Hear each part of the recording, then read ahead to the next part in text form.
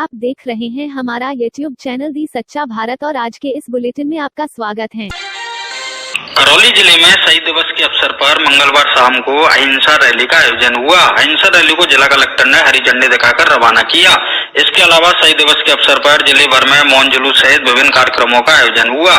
जिला कलेक्टर सिद्धार्थ शाह ने बताया कि राष्ट्रपिता महात्मा गांधी की 150वीं जयंती वर्ष एवं भारत की स्वतंत्रता की 75वीं वर्षगांठ के आयोजन के उपलक्ष्य में मंगलवार को शहीद दिवस के अवसर पर भगत सिंह, राजगुरु एवं सुखदेव सिंह जी की पुण्यतिथि पर अहिंसा यात्रा को कलेक्ट्रेट परिसर से हरी झंडी दिखाकर रवाना किया। अहिंसा यात्रा कलेक्ट्रेट परिसर से कलेक्ट्रेट चौराहे होते हुए राजकीय स्नातकोत्तर महाविद्यालय में जाकर संपन्न हुई। रैली में स्काउट गाइड, आंगनवाड़ी कार्यकर्ता एवं नेहरू युवा केंद्र के स्वयंसेवक सहित छात्र छात्राएं हाथों में तख्तियां लेकर नारे लगाते हुए चल रहे थे। रैली में उपखंड अधिकारी देवेंद्र सिंह परमार, गांधी जिला दर्शन समिति के संयोजक प्रेम सिंह माली, स्काउट गाइड सचिव अभय कुमार शास्त्री, सूचना एवं जनसंपर्क अधिकारी धर्मेंद्र मीना, जिला शिक्षा अधिकारी भरतलाल मीना सहित अन्य अधिकारी उपस्थित रहे। महाविद्यालय परिसर में स्थित शहीद भगत सिंह की प्रतिमा पर माल्यार्पण किया एवं शहीदों की याद में मोमबत्तियां जलाकर श्रद्धांजलि दी एवं 2 मिनट का मौन कार्यक्रम आयोजित किया गया। इस दौरान कोविड-19 के नियमों की पूर्ण रूप से पालना भी की गई।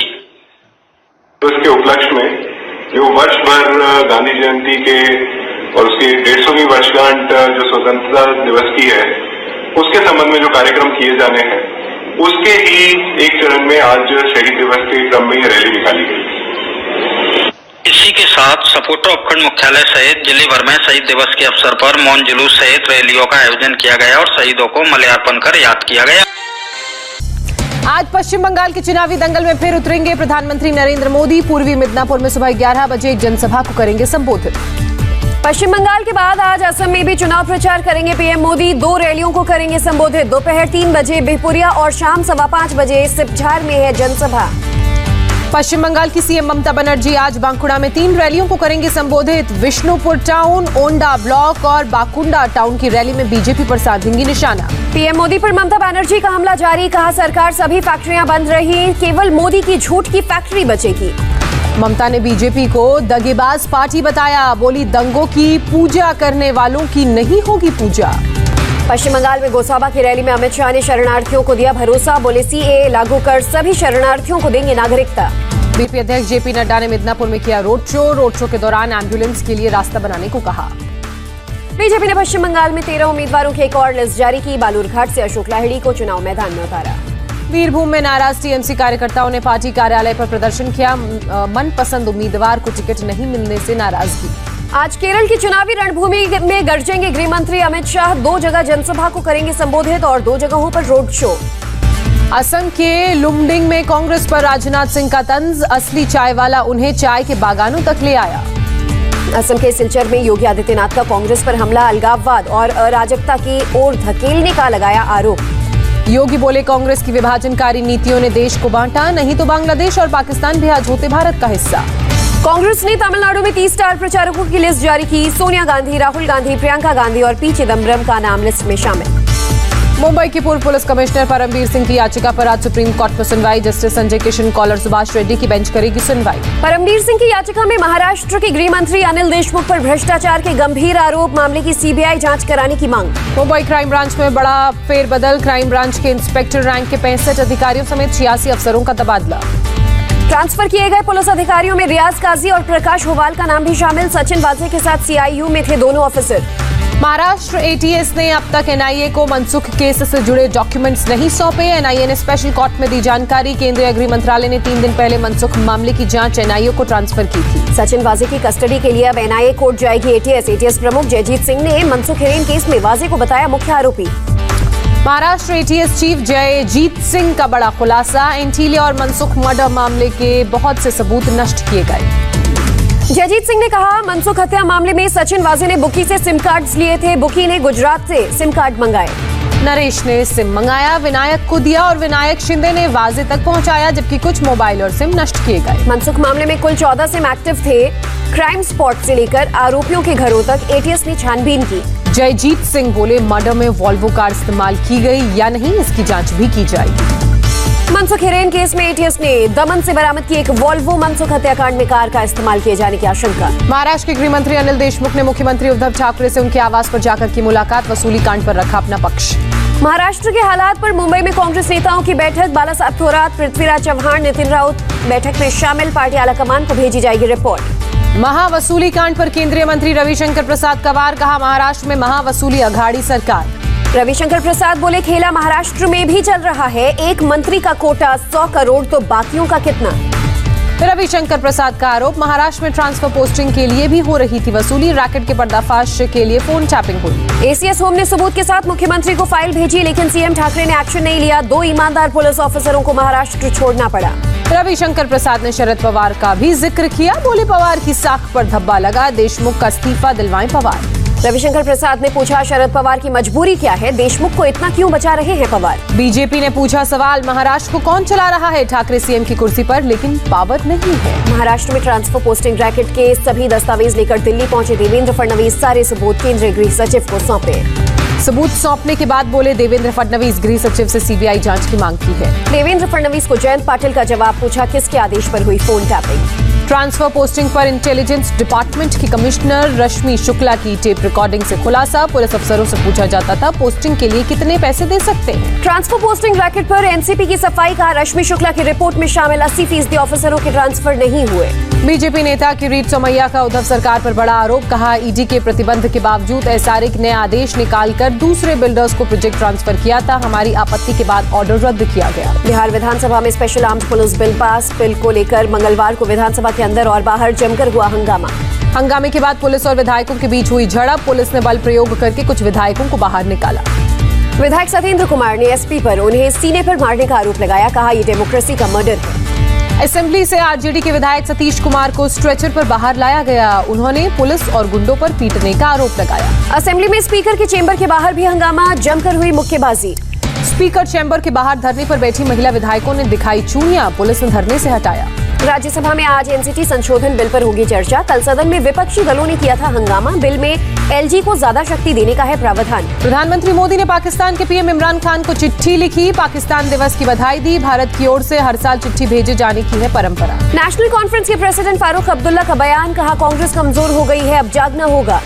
योगी सरकार के ग्रामीण विकास मंत्री आनंद शुक्ला को भी मस्जिद लाउडस्पीकर से परेशानी, बलिया के जिलाधिकारी को लिखा पत्र, मस्जिदों पर लगाए गए लाउडस्पीकर को हटाने की मांग की। हरियाणा के फतेहाबाद में बीजेपी विधायक दुड़ाराम का विरोध, किसानों ने जमकर की नारेबाजी, कृषि कानूनों का विरोध कर रहे थे किसान। गृह मंत्रालय ने अप्रैल महीने के लिए जारी की कोरोना की नई गाइडलाइंस, राज्यों से कहा टेस्ट ट्रैक ट्रीट प्रोटोकॉल सख्ती से लागू करें। गृह सचिव अजय भल्ला ने सभी प्रदेशों को दिया निर्देश, कहा भीड़भाड़ वाली जगहों पर कोरोना नियमों का हो पूरा पालन। भारत में अब तक 5 करोड़ से ज्यादा लोगों की लग चुकी है कोरोना की वैक्सीन, केंद्रीय स्वास्थ्य मंत्रालय ने दी जानकारी। 1 अप्रैल से 45 साल के ऊपर वाले सभी लोगों को लगेगी कोरोना की वैक्सीन, केंद्रीय कैबिनेट के फैसले के बाद स्वास्थ्य सचिव ने राज्यों को लिखी चिट्ठी। देश में कोरोना के केस में भारी इजाफा, एक दिन में 47,239 लोग पाए गए पॉजिटिव, 24 घंटे में 277 लोगों की मौत। महाराष्ट्र में कोरोना की तेज रफ्तार बरकरार, 24 घंटे में करीब 29,000 नए मामले, 132 लोगों की मौत। मुंबई में कोरोना के 3,512 नए मामले सामने आए, 8 लोगों ने जान गंवाई, 1,203 मरीज रिकवर भी हुए। मुंबई में बीएमसी ने जारी किया सर्कुलर, कोरोना की वजह से होली उत्सव और रंगपंचमी के कार्यक्रमों पर रोक। नागपुर में कोरोना के 3,095 नए मरीज सामने आए, 24 घंटे में 33 लोगों ने दम तोड़ा। महाराष्ट्र के सीएम उद्धव ठाकरे की पत्नी रश्मि ठाकरे भी कोरोना पॉजिटिव, वर्षा बंगलों में ही होम क्वारंटीन। दिल्ली में भी लगातार बढ़ रहे हैं कोरोना के मामले, एक दिन में 1,101 लोग पाए गए कोरोना पॉजिटिव, 24 घंटे में 4 मरीजों ने जान गंवाई। ज्यादा कोविड केसेस वाले राज्यों से दिल्ली आने वाले लोगों का एयरपोर्ट, रेलवे स्टेशन और बस अड्डे पर होगा कोरोना टेस्ट, पॉजिटिव आने पर 10 दिन क्वारंटीन रहना होगा। कोरोना के कारण दिल्ली में होली, शब-ए बारात और नवरात्रि पर भीड़ इकट्ठा होने पर रोक, सार्वजनिक और निजी जगह कहीं भी भीड़ जमा होने पर रोक। गुजरात में कोरोना केस ने बनाया एक नया रिकॉर्ड, एक दिन में 1,730 लोग पाए गए कोरोना पॉजिटिव, 24 घंटे में 4 लोगों की मौत। पंजाब में कोरोना के 2,274 नए मामले सामने आए, 53 मरीजों ने जान गंवाई। पंजाब में 410 सैंपल में 81% में कोरोना के यूके वेरिएंट की पुष्टि, सीएम अमरिंदर सिंह ने वैक्सीनेशन में तेजी लाने को कहा। होली से पहले यूपी सरकार ने जारी की गाइडलाइंस, त्योहार के दौरान प्रशासन की मंजूरी के बाद ही निकलेंगे जुलूस। यूपी के लखनऊ में पुलिस ने लोगों के बीच बांटे मास्क, कोरोना के बढ़ते मामलों को लेकर लोगों को दी हिदायत। मध्य प्रदेश के जबलपुर में पुलिस ने कोरोना को लेकर चलाया जागरूकता अभियान, सायरन बजाकर लोगों को आगाह किया गया, बिना मास्क वालों को बांटे मास्क। चीन की साइनोवैक वैक्सीन को लेकर बड़ा दावा, कहा 3 साल के बच्चे से लेकर 17 साल के युवाओं में भी टीका कारगर। भारत सरकार के टॉप गवर्नमेंट पैनल ने भी कोविशील्ड को दी हरी झंडी, कहा वैक्सीन से खून का थक्का नहीं जमता है। भारत की दवाई बनाने वाली कंपनी प्रीमास बायोटेक बना रही कोरोना कैप्सूल, इजराइल की कंपनी के साथ करार। दक्षिण कोरिया के राष्ट्रपति मून जे-इन ने लगवाया एस्ट्राजेनेका का पहला डोज, भारत ने भेजी थी वैक्सीन। छत्तीसगढ़ के नारायणपुर में नक्सलियों ने डीआरजी जवानों से भरी एक बस को आईईडी ब्लास्ट कर उड़ाया। हमले में ड्राइवर समेत 5 जवान शहीद, 12 घायल।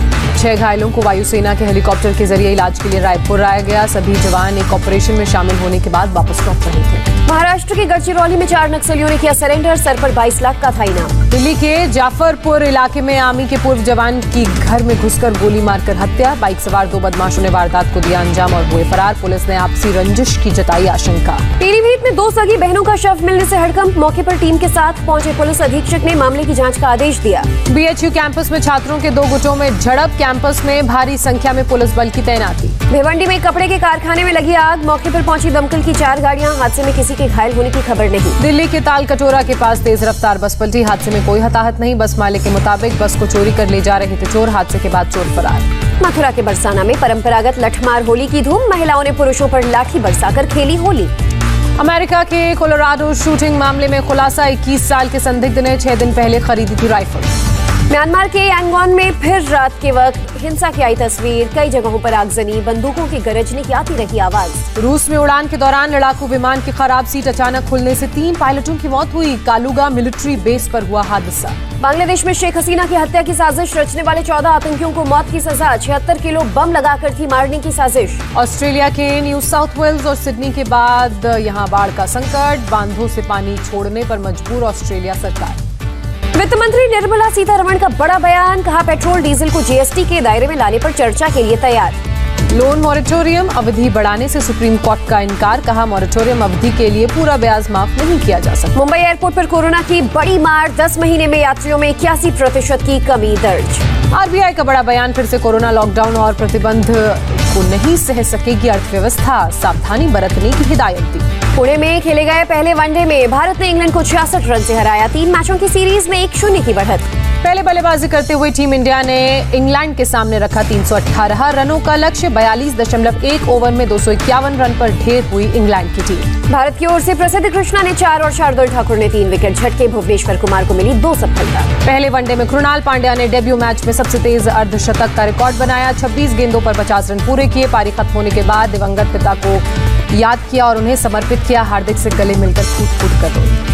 ओपनर शिखर धवन ने इंग्लिश गेंदबाजों की जमकर की पिटाई, 98 रन की पारी खेल बने man of the match. Form में लौटे टीम इंडिया के विकेट कीपर बल्लेबाज केएल राहुल 43 गेंदों पर बनाए नाबाद 62 रन। कप्तान विराट कोहली ने जड़ी हाफ सेंचुरी। मुंबई में फिल्म थलाईवी का ट्रेलर लॉन्च, तमिलनाडु की पूर्व सीएम जयललिता के अंदाज में नजर आ रही कंगना रनौत। और ऐसे ही नए अपडेट पाने के लिए द सच्चा भारत चैनल को सब्सक्राइब कीजिए। धन्यवाद।